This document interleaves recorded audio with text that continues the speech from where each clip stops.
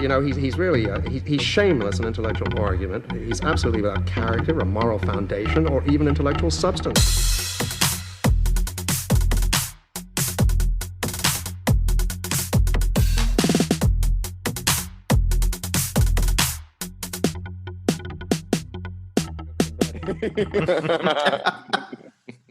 Okay. I got 2 types of soju. So did I. I got... Yeah. Oh, you got 2 different brands. Strawberry and melon. I got apple and peach. Ooh, yummy. I just got the, like, I don't even know what flavor it is. I think it's just like the original sort of basic flavor. And then I got like a green grape one as well, which is significantly, it's like 4% less strong, which I realized afterwards. So now I'm like regretting that. There was like, it was amazing. I don't know why I'd never noticed, but like Korean bottle shop, all of the drinks there are Korean. I was like, this is so cool. And there was this one brand called Rio. So I was like, I'm going to buy this. Yeah, I don't have it with me. It's in the fridge. Oh, you're pouring it into a glass. You're both so much more civilized. Well, I wanted to have a shot glass, but I don't have any shot glasses. So I feel like this is the next best thing. What are we talking about today? Matt, we're talking about the vegetarian today. Oh, the vegetarian. Matt, who is that by, talking about a vegetarian? It's by a South Korean writer called Han Kang, which I've probably butchered as a pronunciation. I can't say that I've ever. We need to learned do this in Korean. like full NPR vocal fry voice. Like you got to really soy up your voice. Like It's today we're vegetarian, discussing the vegetarian. You do that so well. Oh, he's a secret lover of NPR, I think. That's all he listens to. Yeah, so you can't mock it unless you know it. I haven't listened to it in like 10 years or something. Every time I listen to it now, I'm just like, I get 30 seconds in and I'm like, I can't do this. The closest I get to listening to it is probably seeing a book review quote by NPR on the back of a book, which probably has one. I don't know. This is a great book. I love this book. Yeah, it's fantastic. Oh my God. I was at a housewarming party last night, and at 2 a.m. I was showing everyone. I was like, "This is the book. This is the book." And one of the girls screamed and was like, "Oh my God! I picked it up off the shelf randomly once, and it's fucked." I was like, "I know." It was great. Lots of people say it's fucked, don't they? I can't pin down exactly why it's fucked, though. It's not like in our first episode where we talked about the Chuck Palahniuk story, where it's very, very straightforwardly, I guess, abject we were talking about. But this one's a little bit more... It's more literary, Matt. Yeah, that's true. Yeah, it's a work of art, not a work of filth, like the Palahniuk story is. Yes, it's not smudge.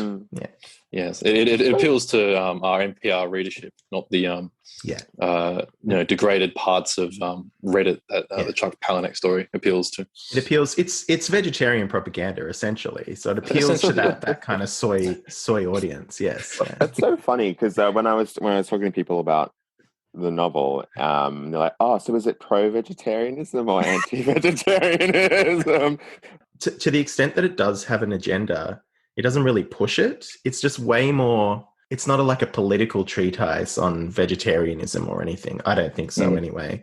It's aiming for something else, something perhaps... The point isn't a particular position on something. It's more about, I don't know, just conformity and humanity and like all that great stuff that literature's supposed to be about. Yeah, it was like refreshing. Like reading that first part, which is such a good introduction to the second 2 parts, I felt.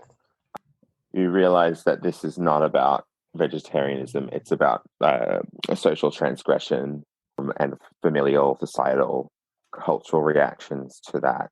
And yeah, that the part where Mr. Chong like rapes his wife and, goes about it so coldly and dispassionately. But, he's like he's this fucking sociopath, but it's like culturally accepted. And you're like, oh, okay. Oh God. Oh fuck. Okay. This is what this novel's about. It's using vegetarianism as like a lens. A lens. Mm. And I think that Sorry. I was going to say that. I think that first part is like particularly weird, right? Like just even like because if you look at the other two sections of the novel, which are all written in the third person. This is the one time you actually get like a character's voice front on, and I think it's like it's probably the more because he's the character that I think most people would like resent the most. Maybe the father, I guess, is the more villainish sort of character of the piece. But Mr. Chong's like he's got such a at times, and I don't know if this is like just translation issues, and we can talk about translation issues at some point because I think it's quite interesting this novel. But it goes from being like he feels like almost self-aware of himself as being a bit of an asshole, and then at other times he's not self-aware at all. And I don't know if that's intentional or not. But yeah, he's a weird sort of character that I feel like definitely sort of adds to the sort of the uncanniness of the first part of the text, and I think it works well to have his sort of voice there from the beginning. Yeah. We should probably explain the way the book is structured. So the first part of the text is, like we said, from the perspective of the husband of the titular vegetarian. And he's just it's just from his first person perspective. Basically, the wife has a dream and she decides not to eat meat anymore.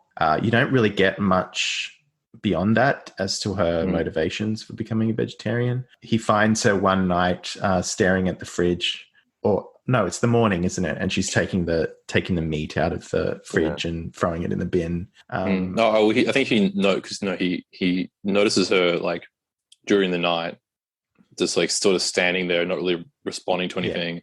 Then goes back to bed, and then the next morning, like all the meat is just like, and of course it's like all this really expensive meat. Like, oh god, what are you doing? And there's like really sort of detailed passages of like, and like I think that there were like a lot of other particular instances in this first part of like really succulent. That's not the best description of it, like descriptions of meat and like food and stuff like that. Of like just, incredible like food that just makes you just want to almost like not be a vegetarian. Yeah.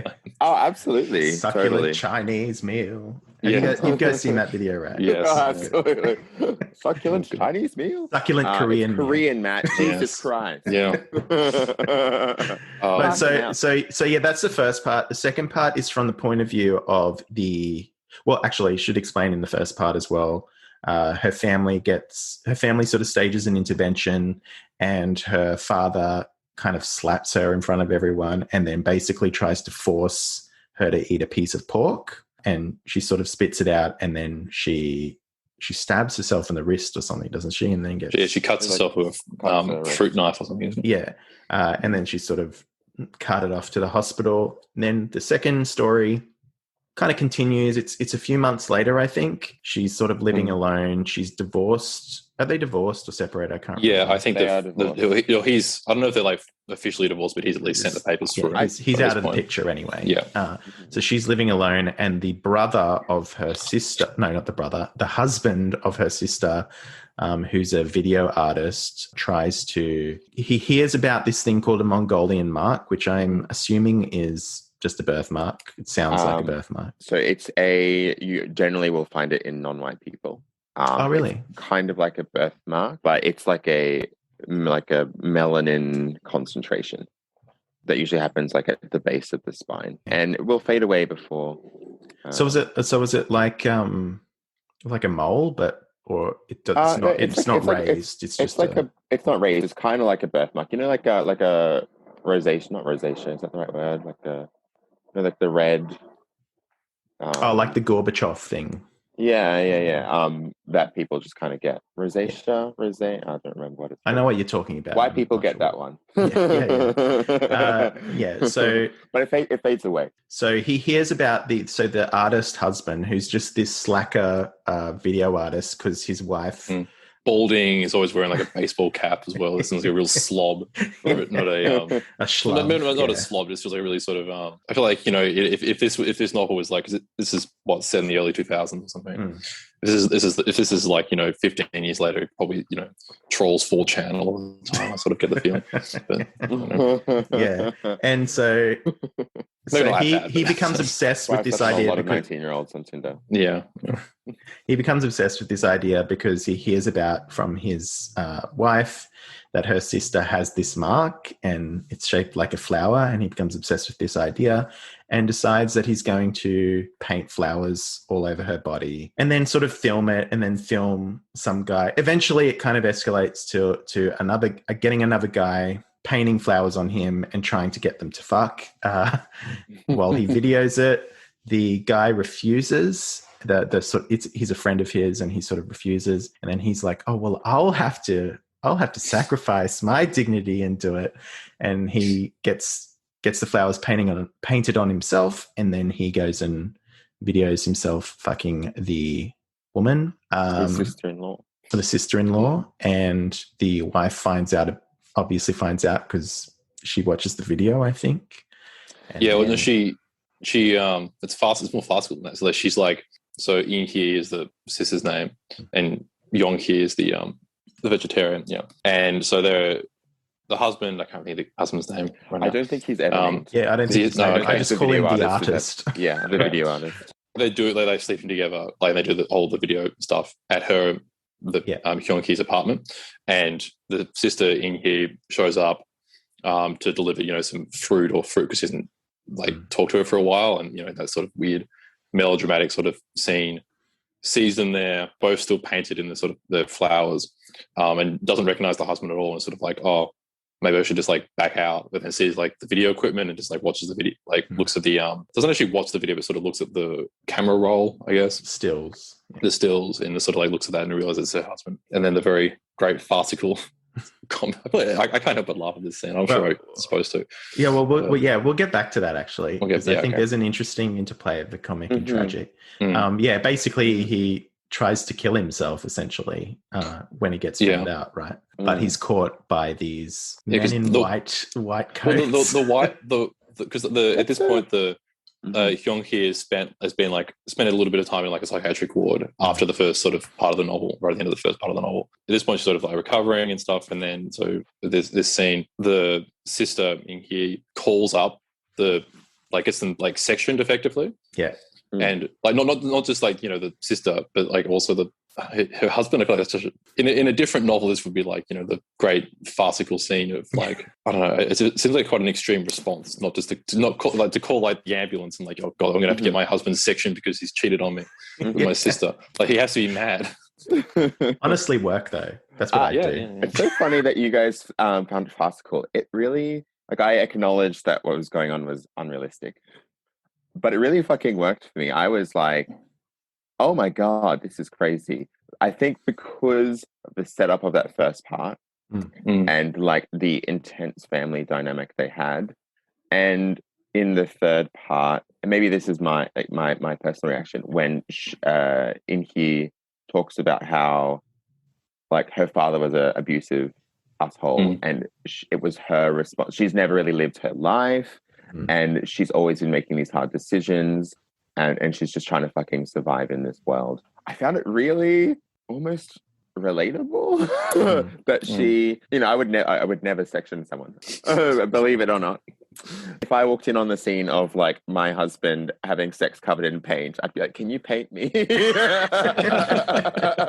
I? I don't care. Can I get in on this? Can I get in on this?" But I believed it. I believe. Oh yeah, I believed it too. But yeah, I'm just saying that whole thing, the way it plays out, I guess, it's very important to being honest. Yeah. Because he's he doesn't just try to at this point he tries to kill himself by just jumping over this off the stairs. Yeah. In the got the straitjacket guys in, and he sort of escapes from their clutches and just runs as fast as he can. Presumably, actually no, he's not naked at this point because he puts a shirt on at some point. Yeah. But it would have been better if he was naked. That would be it was running and just trying to jump off, suicide dive off the building. Think that just reflects the hilarity of tragedy. Things that are bad are so funny. Yeah. Dementia is objectively hilarious and fucking awful. Put a pin in that. I'll just explain the third part. Mm-hmm. So the third part is from the perspective of In Hee, who is the In Yi. My Korean's terrible. No, I don't know any Korean. I think it's here. Yeah. Okay. So that's the sister. So the wife of the artist from the second story, and it's from her perspective, and her sister, the vegetarian, has now refused to eat anything, even vegetables now, and she's hospitalized. Is she in a hospital? It's a mental institution, isn't it? It's a mental institute. Yeah. Yeah. She's not eating, so they're trying to feed her with a tube. All sorts of horrible stuff happens there. But that one, I think, is, a lot happens in that third section, but it's also very contemplative in terms of the sister, and the sister, I think, Ria, you mentioned this, is reflecting on her life and what happened and how things played out. And if she did something different when they were kids, perhaps there would be, her sister wouldn't be like this. And so that I think is contemplation on these themes of conformity. And so that third one is kind of hard to sum up, basically. It's hard to sum up, and it reminds me a lot of the middle section of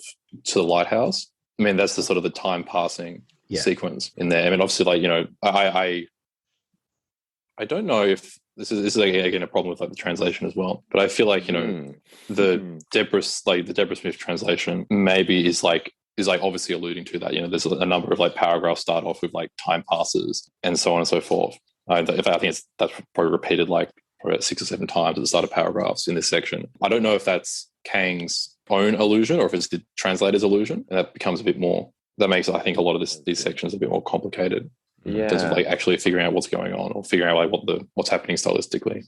I feel like that was probably the translator's thing because it was a device that she used that I feel like these things weren't necessarily stitched together in that way.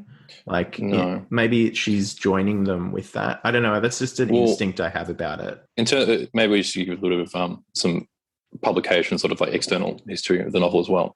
The original work was first published in each individual part was published. Each section of the novel was published individually.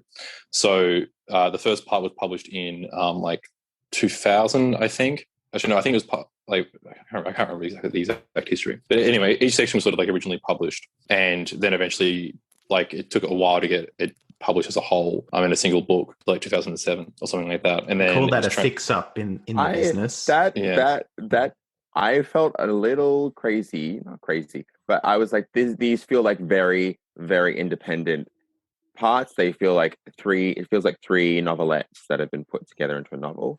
And so I feel very validated. I loved all 3. Actually, I really loved all 3 parts, but they certainly felt these are written at different times in a writer's life. Yeah, in fact, I think actually the middle section may have been published first. Very video game logic. Yeah, and then it gets translated by Deborah Smith, which I think in 2015, 2016, around that time period, then wins the Man Booker International Prize for that year. And this is also the first year. So the Booker International Prize is sort of the companion sort of international prize for the Man Booker Prize. Originally, it first started in 2005, I think, and it was designed as a sort of pseudo or quasi Nobel Prize, where it was awarded every 2 years for a lifetime's achievement award, and not just for works in translation. It was for anyone, really. I think the first person who won it was Philip Roth, I think. And people like John Banville have won it, and so on and so forth. And then in 2016 was the first year when they actually made the prize different to what we have it today, where it was only for translated works, and it was going to be awarded every year from now on. But I think it provides a really interesting contrast with the Booker Prize as well, because I think the kinds of novels that have won this prize and the kind of novels that get shortlisted and longlisted are very different to the kinds of books that get shortlisted and win the Booker Prize. Well, particularly now, because I think that changes probably after the Man Booker extended their reach to also incorporate non-Commonwealth kind of entries. So that's why so many Americans are winning now. But also, not even that Americans are winning, but I feel like also there's a style. There's a kind of sort of writing style that a Booker Prize shortlisted novel or winning novel usually has versus the kind of style that an International Booker Prize winner has.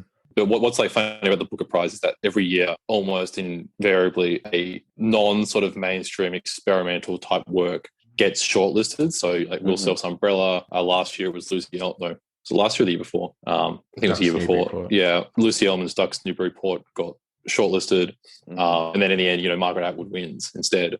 Although the Bernardine Evaristo novel, that's pretty necessarily, it's pretty experimental. Yeah. It varies every year, but it's not. I feel like this prize in particular, almost every work seems a bit not out there, but it seems a bit more experimental or more outside of the mainstream. Until it then becomes mainstream because it wins the prize, which has an interesting relationship. It's that whole thing of like getting shortlisted is the real prize. Winning is a formality. I mean, also the money would be great for that author, but like you're going to read more interesting books reading the shortlist than the winner. Yeah, but which is a feeling like most awards across many industries are similar. I think it's also that it goes back to what we were talking about this sort of stylistic flattening in the Anglosphere, whereas everywhere else there's interesting shit happening or at least being published, and it comes back and it's almost like the Anglosphere translates it, and that's where the dynamism comes from. I was going to say, Matt, in particular to your what we were talking about, normal people. And like contemporary literature of this flattening of style, and the translation of this novel. Because I read what you just sent us, I read the article you put in the little outline what we've got.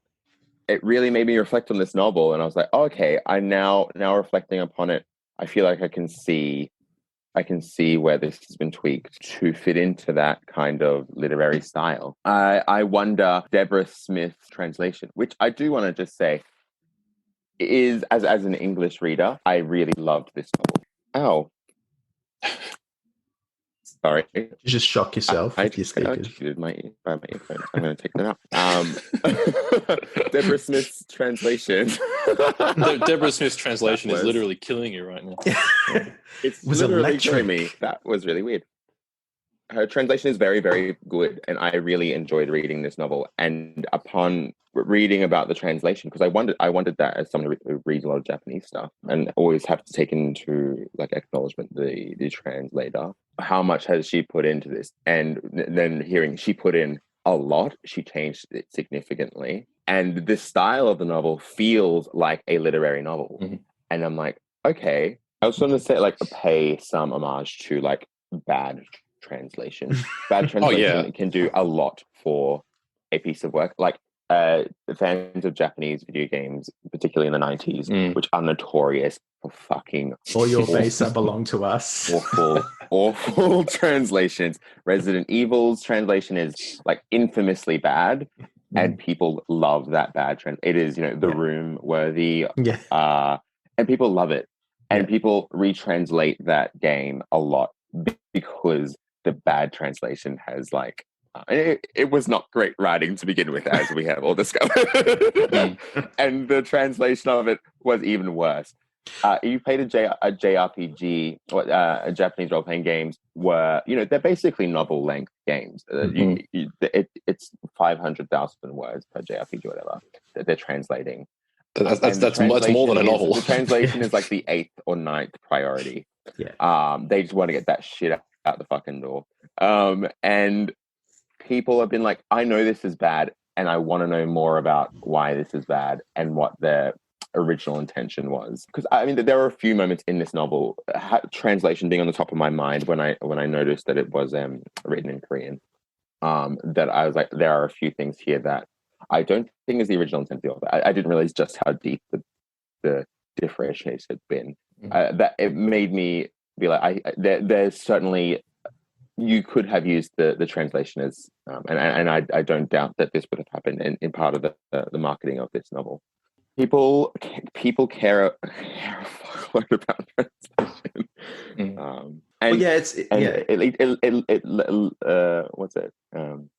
Lends a certain mystique. And I don't know. Again, I sort of admit my ignorance to the language of Korean.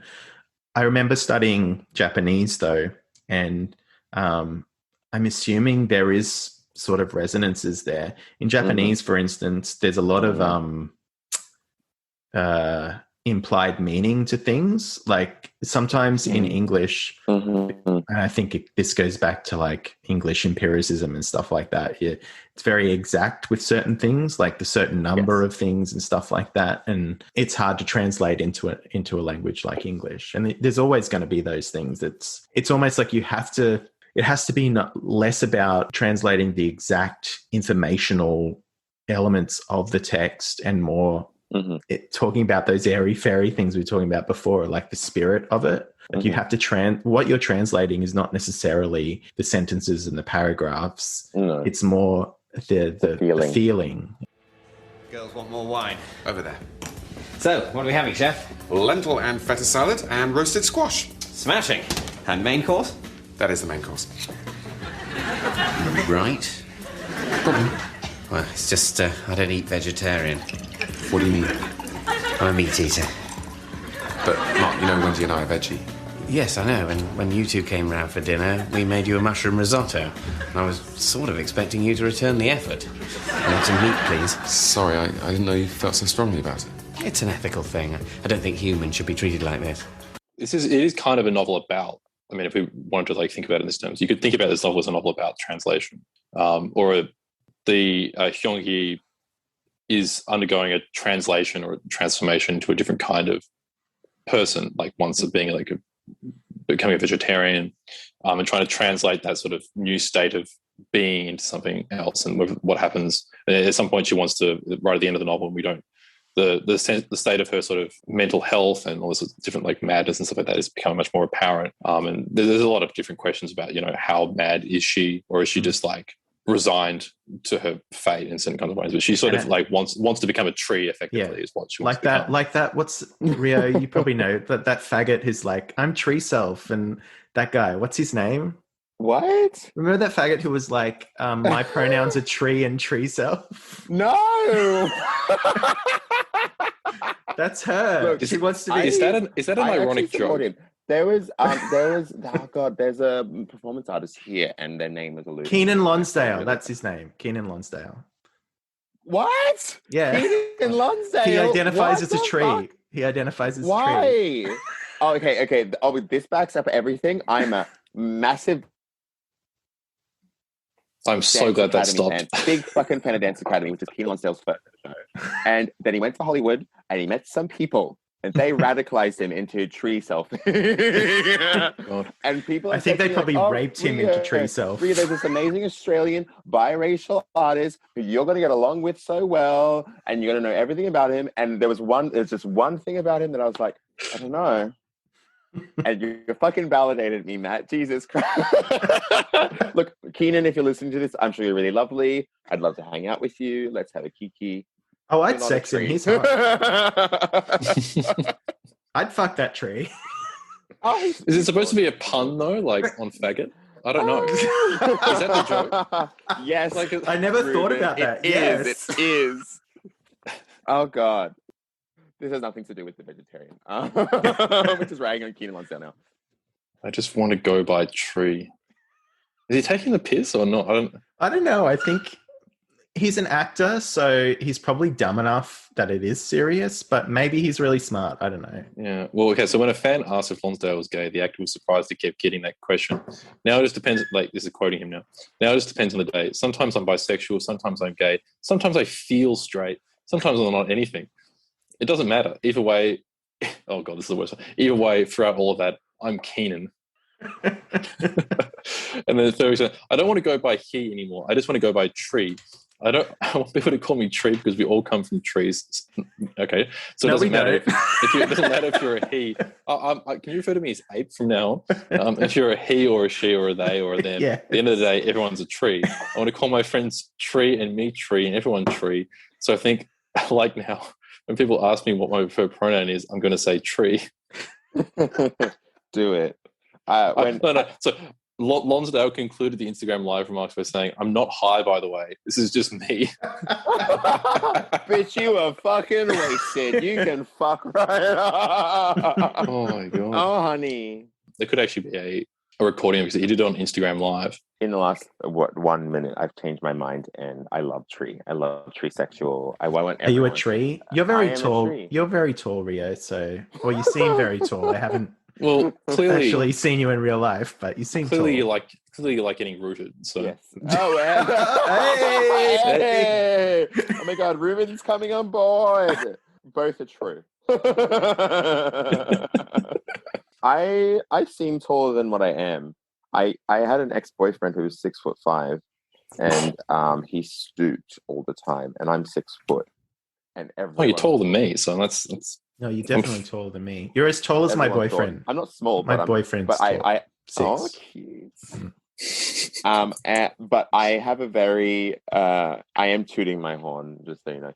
I have a very, very good posture. Yeah, it looks a lot better. It looks a lot better than mine. I've given myself 2 back strains in the last year. Actually, no, in the last 6 months, just from my posture. So when I was 17 or 18, I fainted and collapsed at work because I had this really fucked migraine. And what it was is I'd been working since I was 13, and because I'm tall, I'd was stooping like this at work, to work at the bench. I was working at Subway, and it's that one bench. And everyone was up to here on me, so I had to bend.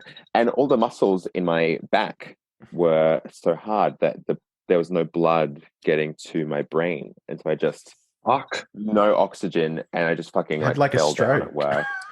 holy shit! Basically, it was really bad because I worked 4 or 5 times a week, and I mean NGL. I was also really fucking depressed and anxious. It was wild. It was really, really wild. And I got on that codeine shit. And God. Yeah, they're so I was I got to have really good posture now. And so I used that sounds like a your back being so hard that you're not getting blood to your brain. Sounds like the kind of thing that you'd find on a pop medical website, which is obviously not true. It sounds ridiculous, right? Look, Ruben, there have been some really wild, dumb things that have happened in my life that I think when I talk about it on the internet, all of my beautiful umpies, my internet friends are I think Rio's a bit, he says a lot of things. And I'm I was well, they're true. I didn't You say umfies, and I've never heard that said in real life, and I don't want to hear that said in real life again. It's too late, Nat. It's happening. I'm just going to get more soju. Be back in a sec. Okay. The melon one is really yummy. I just need to say that. I think it's my favorite. You had the strawberry one before? The strawberry one tasted like medicine. You guys are powering through yours. I've only got halfway through mine. Yeah, we're homosexuals. Anyway, okay. So what are we moving on to now? Well, I think if we start, we can start again with translation and move this. I'll finish making the point that I was going to make before we started talking about trees. Sorry. That's okay. No. I feel like this is probably a good way to start talking about the rest of the novel.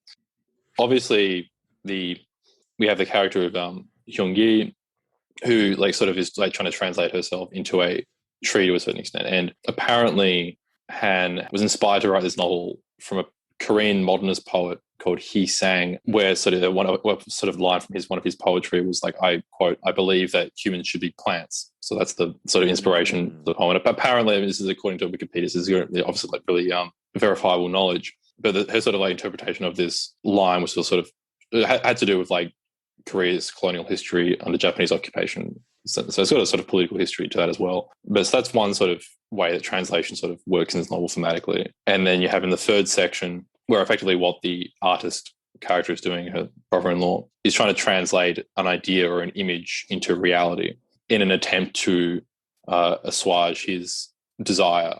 If he thinks, if only I could get this image into reality, then I would be able to dissipate any sort of desire and sort of be able to move on with my life in a certain sense. But I guess, and we can maybe think this is a sort of a self-reflexive idea in the novel itself, right? If only novels sort of generate through, ideas or images or lines of poetry, and the idea is to translate that line into a novel itself, which is always going to be a sort of a failure to a certain extent. And translation itself is always going to be a failure. You can't literally translate something, right? It's impossible to a certain extent. It's always a sort of transgressive. Yes. To complicate that, I I don't know if I'd call it a failure. Well, I mean, it's a creation. It's a creation of something new, and it's not the original. Yeah, well, I say maybe I use the word failure sort of ironically, I guess, because if all languages, like if language was perfect, right? Say, so this is going to be probably reveal something about me, but so if you have like, so in the Garden of Eden, right? Just to go to the Garden of Eden. Wow, right? Original fucking sin. Yeah, to original sin. Right, but I mean, so you have in the book of Genesis, like, those like wonderful scenes where like Adam is like pointing to a thing and he names that thing, and there's a direct relationship with the thing and the word for that thing, right? And effectively, what you have with the fall is the movement away from literal language. Like a figuration in itself is a turning away from the literal. I could say this soju is like vodka. Is not to say that like, any sort of description of something is a movement away from the thing itself. You describe something by saying something that isn't that thing, right? So it's always it always represents a failure to get at the thing itself, because you can never get at the thing itself. That's not saying that's not the saying that a failure is a bad thing. It's just saying that that's what it technically is. So I guess so. In terms of this novel, I guess there are like, maybe we could talk about how these characters sort of maybe try to bring themselves into a sort of new kind of being, and the transgressiveness of this as all sort of movements into new being are potentially. Well, I like the point you made about the artist in particular, about how it's almost like he's using the art to sublimate, sorry to be psychoanalytic, but sublimate his desire. And there's something to that, because I feel like all the best artists are hornbags. Yes, Han Kang, she is a horny lady. But like, I feel like, sorry, what were you saying? Oh, I was going to say, despite the rape scene that happens in the first part, which was very sobering because it's so cold and is over in about 2 sentences. When he is committing adultery with his sister-in-law, I was like, I'm fucking hard now. This is really hot. This is a really fucking hot scene. I want to be painted in flowers and fuck my sister-in-law. Yeah, but like, so I've read Han Kang turned you straight. Yes. This is the second time I've read this novel now, and I think I mentioned to Matt before, like, a few weeks ago, how I really did not remember any of this novel at all. Right, I had a vague sort of sense of what it was. The only image that sort of lasted in my mind, I feel this is maybe the effectiveness of the novel, was that image of them having sex in flowers, and like the sort of the Mongolian mark. That's the image that sort of lasts from this novel. Nothing to do with vegetarian. I didn't remember the plot. I had no idea what happened. It is like, and I know it's from the perspective of this man who, it's a gray area. Is he making art? Is he exploiting this woman who's going through a mental breakdown? A bit of both. It is undeniably incredibly artistic and beautiful, and dark and sad, and just like the best sex. You're like, when you're 18 and you've just met someone for the first time and you don't know anything about consent or talking to each other, and you're like, we're fumbling through this. And I don't know what to do, but it feels right, even though I know it's wrong, and blah, blah, blah, blah, blah. And Han, either Han or Kang or Smith. It's a really beautiful erotic scene. And it's erotic because it comes out of this, a culture of repression, right? I think a lot of the novel is sort of a discourse on repression and conformity, and like the various ways that people either try to break out of that or just keep within it. Like, so I think the first 2 sections of the novel are people trying to break out of that. The third is from the perspective of the sister, who is someone who hasn't broken out of that and is perhaps has been content up until this point, but it's starting to question that kind of adhering to the social expectation. I've got a bit of a hot take about this. Please, in that I think that I think of the artist section, so in the second section, how he's painting the flowers and everything, I sort of see him as a bit of an anti-hero of this book, because he gets almost exactly what he wants. Yes.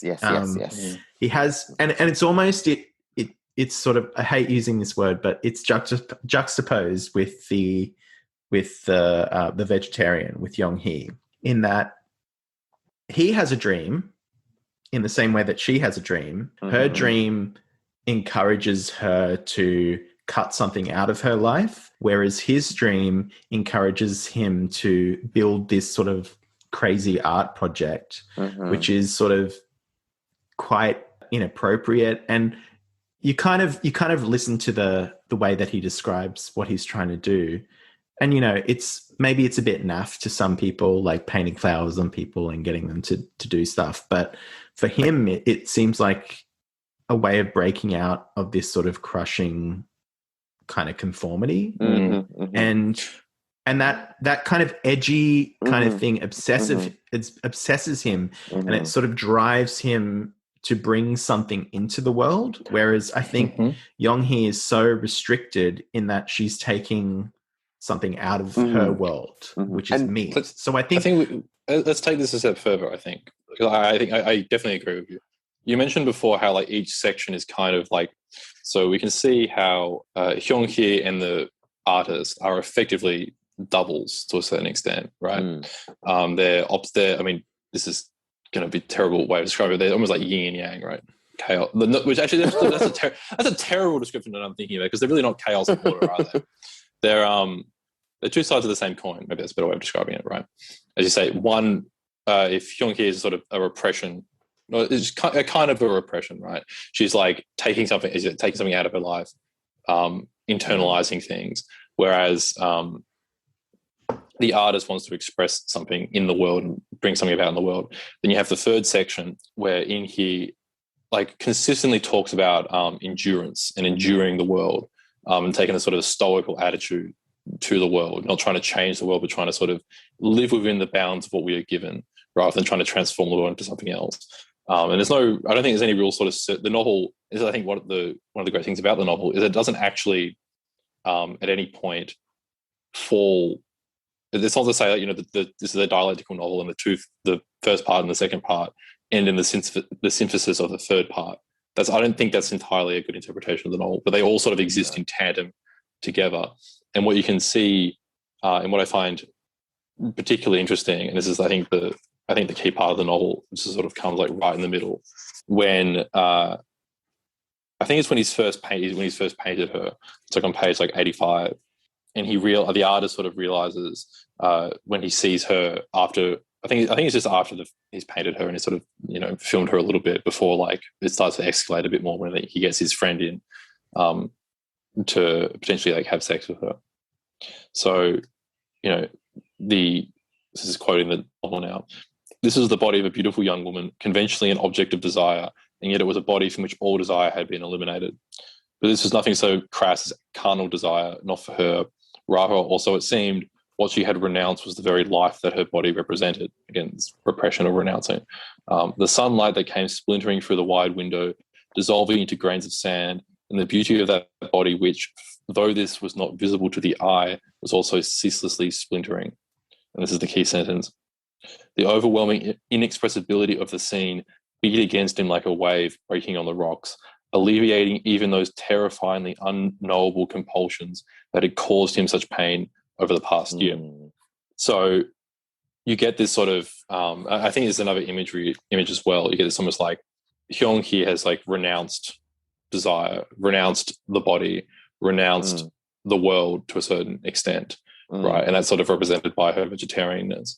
That is, of course, contrasted with the artist's sort of attempt, and all art is an attempt to bring about, it's not to renounce the world, as so much as to sort of bring about the world into a sort of new state of existence, to transform the world into art, which sort of like maybe contrasts with this sort of weird idea that Beckett has, right? Where all of Beckett's like late work is effectively trying to renounce, like to turn art into the simplest possible state of being, which is in effect Beckett like realizes that he fails, right? He can't do it because all like the only like true artwork for Beckett would be silence. But of course, that's not an artwork at all.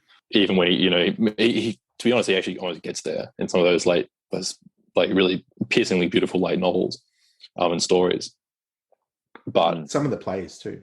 Yeah, some of the plays, but they're in the end they're ironically about silence, right? It's like the irony of like Hamlet's last line being the rest is silence, and it's like, well, it's not. in the end. In the end, we continuously quote Hamlet all the time. So to say that the rest is silence is sort of, we embody his voice all the time. What, did you have something, Rio? Like the rest is silence, I guess. We'll keep that in. Sorry, I think my internet's a bit worse than both of yours. So I never know if silence is oh no, but occasionally you two will drop into silence and then pick up a few seconds later. So I'm never sure if silence is intentional or not. No, I just wanted to highlight I have a lot of favorite quotes in this novel. The first section is just full of the first section is so cold, and then the last two are so emotional, which makes me think of Smith's translation. I'm like, okay, so for the first part she was doing more direct, and then as she got more into the novel she was getting a little bit more florid. But there is which is not bad. It is what it is. I think it actually lends towards us being more sympathetic with the artist and In Hye as opposed to Mr. Chong. At one point in Hye is, in one of her mental digressions, thinking about the past, she's thinking back to a time when Yong Hye is interned in this mental institution. She goes missing, and she attempts to stay in this part of the woods and become a tree, and become part of the earth, escape from her corporeal being, her human animal being, and become a vegetable. And she becomes a vegetable. But she desperately becomes a vegetable as opposed to inherently becomes a vegetable. And in Hye, she's thinking about how she's always been kind of like the parent of her family, because her as we find out, the familial dynamic is quite poor. I know that Japanese culture and Korean culture are not the same, but there are some similarities. And one of them being that the eldest son is quite the golden child. Indulged.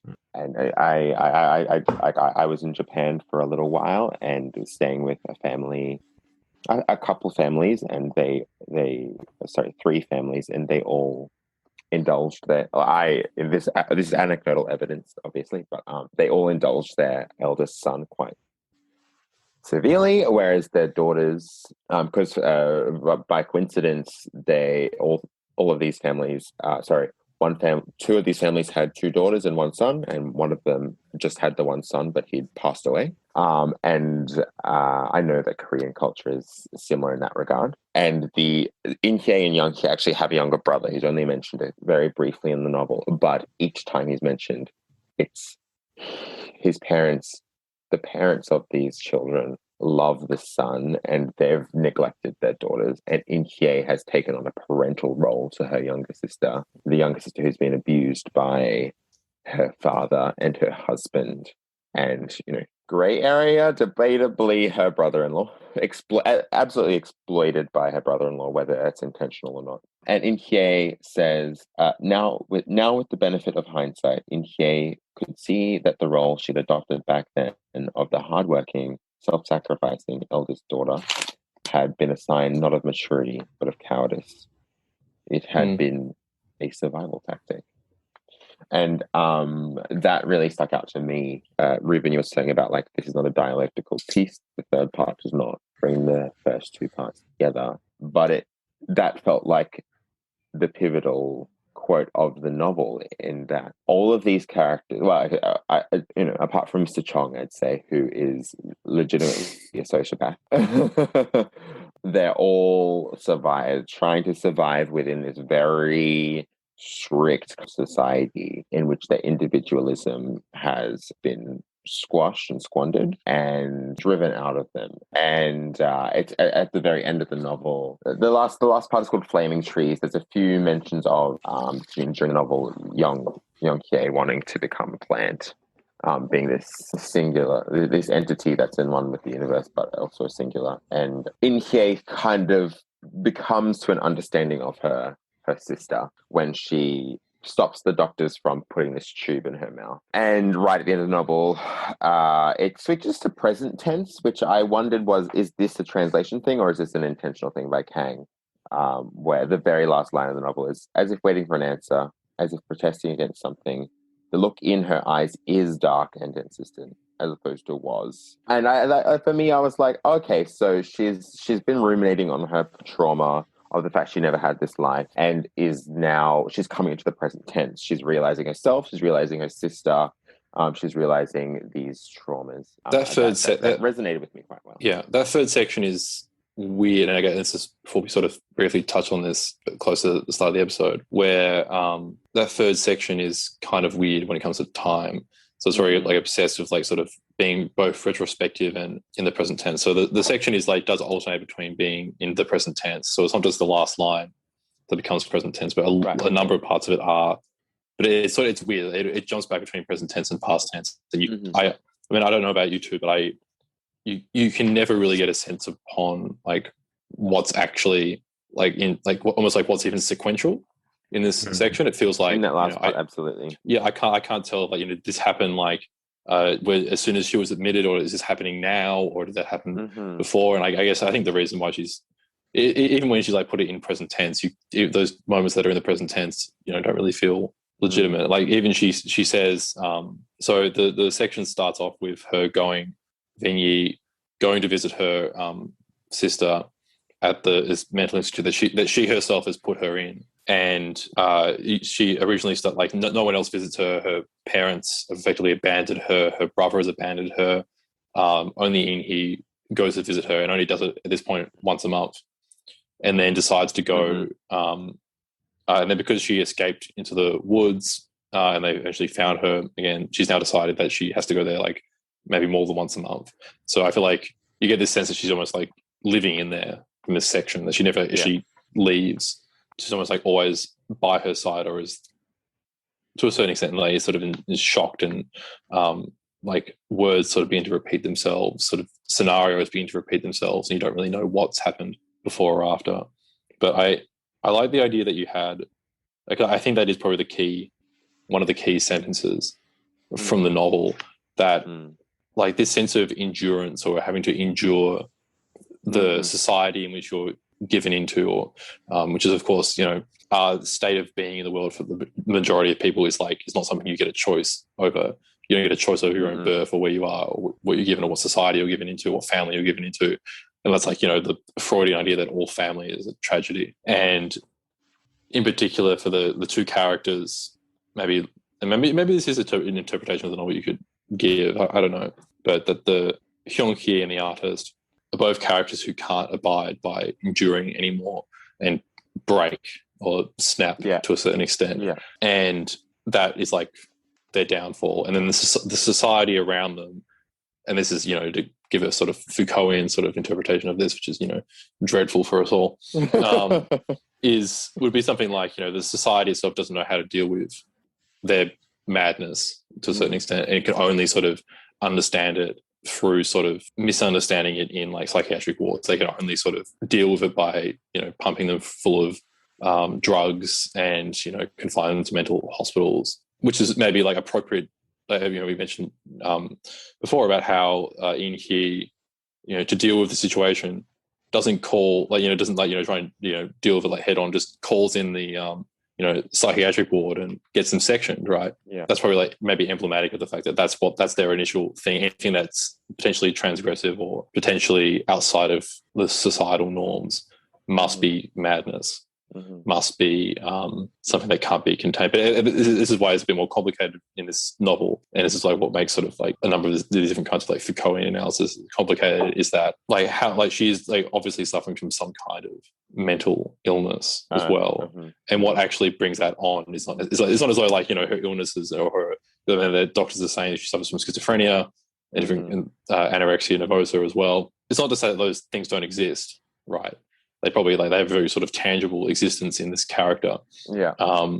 But that the solution to them is just like, well, if we get her the right combination of drugs, we'll fix her. Whereas like what she's sort of, and what the what In-hee sort of explores in this sort of section, or reflects on in this section, is that actually what has given her to be to get to this state of being in the first place is trauma, is the way she sort of existed in society. And the fact that the sort of key tipping point for the novel is not necessarily like her becoming vegetarian, but is that moment when like everything sort of breaks open, when her father like slaps her to the extent that he draws blood from her cheek and then forces down a piece of meat down her throat. That's a scene that I wanted to talk about briefly, because that scene does something that I think it's sort of threaded through in a lot of the novel, in that it starts out kind of comical, in that it's like, why aren't you eating meat? Let's eat meat. Come on, like, why don't you want to eat meat anymore? And it's sort of like they're all sort of badgering her, and there's a sort of comic element to it. And then it sort of shifts, and it's sort of like, oh no, she's just raping her with like chopsticks and pork. It's so penetrative. It's so wild. It's strange. I mean, I guess maybe we could, because we haven't really touched on the vegetarian sort of aspect of this, so maybe we can sort of finish with this. But it doesn't feel, I mean, we sort of touched on a little bit, like it doesn't feel as though this is a novel about vegetarianism. Absolutely not. Vegetarian is sort of, I mean, I don't know this is a novel that's published like in 2007, but as we sort of mentioned before, it's really more between like 2000 and 2007. So this is a novel that's now effectively like almost like 20 years old to a certain extent. So I don't know how Korean attitudes are like towards from a culture that so I was just going to say, like it is a lot harder to be vegan, vegetarian, to have alternate food in non-Western society. Even like my own family, every time I go back home to Brisbane, my mum's like, "Are you a vegan?" You're not one of those vegans, are you? She like knows that I hang out in arty-farty spaces in like the big city, and she's constantly concerned that I'm not going to eat her food. I would have thought like that's one of the things. Again, I admit my ignorance to Korean culture and stuff like that, but I feel like vegetarianism shouldn't be that big of a deal, because in East Asia in particular, there's the influence of Buddhism, and it's like there's plenty of vegetarianism within that tradition. So I was wondering why she mentions this in the novel. This becomes like a sort of point in the novel. And there's that scene where there's so many great scenes with Mr. Hyung, which are just like so farcical. The scene where like, of course, this is the other thing. She's already sort of like a little bit like he describes her as being like the perfect woman because she's like completely passive and everything. Completely unremarkable, like the perfect woman for him. But her only sort of like slight downside is that she refuses to wear a bra. Right. Only downside.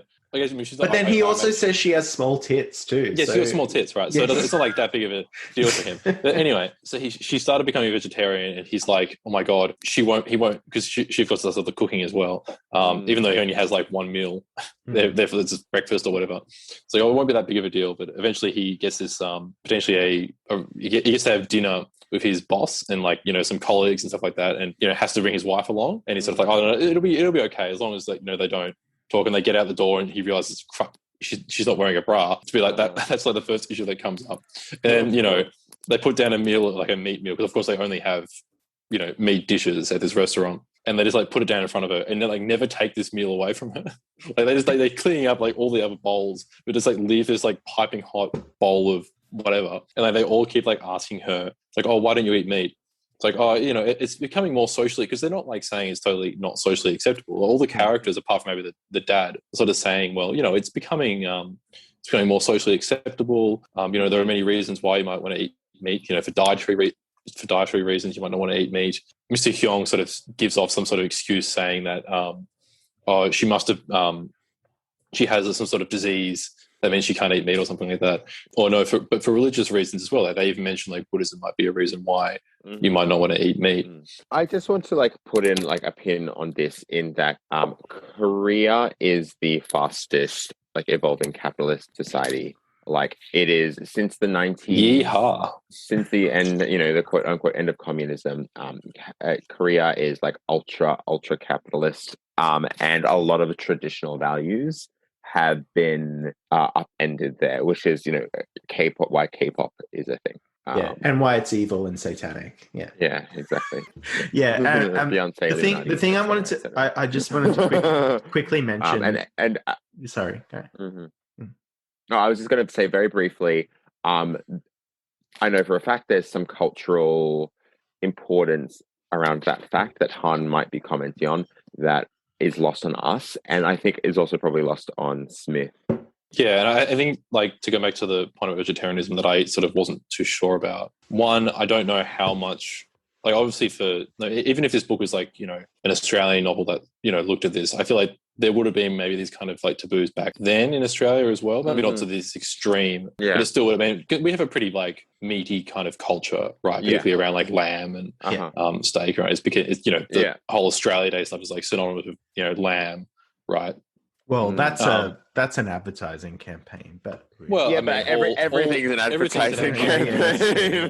Do you not remember our first episode? Australia Day is an advertising campaign. Exactly. Yeah.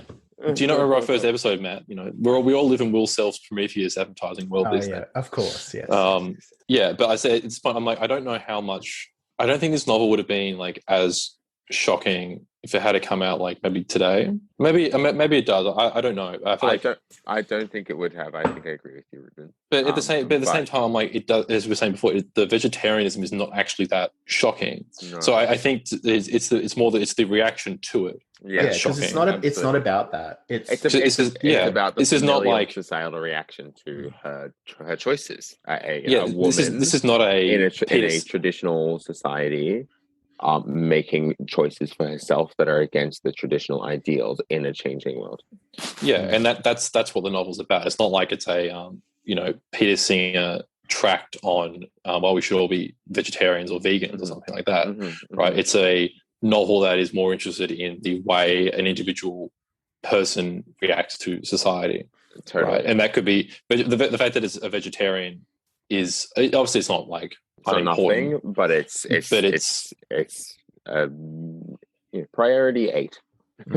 Yeah, I mean, she does interesting things about like why the fact that the human itself. I mean, I think there's another line as well, like in the third part, where he sort of talks about how really what Yonghi, maybe Yonghi says this herself, I can't remember, where it effectively says that what she's not just renouncing desire, she's trying to renounce the human itself, right? And that I mean that's much more of a contemporary theme today, with our ecological crises and everything like that.